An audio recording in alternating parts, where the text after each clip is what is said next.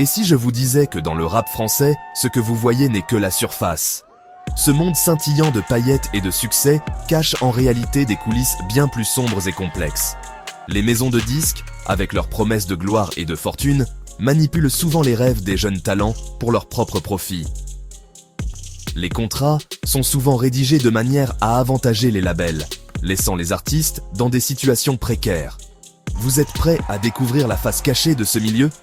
Plongeons ensemble dans les méandres de l'industrie du rap français et dévoilons les vérités que beaucoup préfèrent ignorer. Première vérité, les contrats d'artistes. Ces fameux contrats, souvent appelés contrats 360, permettent aux maisons de disques de prendre une part de tous les revenus générés par l'artiste. Ça veut dire quoi? Cela signifie que les labels prennent une part non seulement des ventes d'albums, mais aussi des revenus de streaming, des concerts, du merchandising et même des collaborations publicitaires. Bref, même si l'artiste perce, il voit rarement la couleur de son argent. Les artistes se retrouvent souvent endettés, malgré leur succès apparent.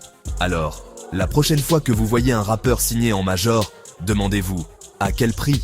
Derrière chaque signature se cache une réalité souvent bien moins glamour. Soutenons les artistes indépendants, car eux seuls sont maîtres de leur art. Ils créent sans contrainte, sans pression, et leur musique est souvent plus authentique.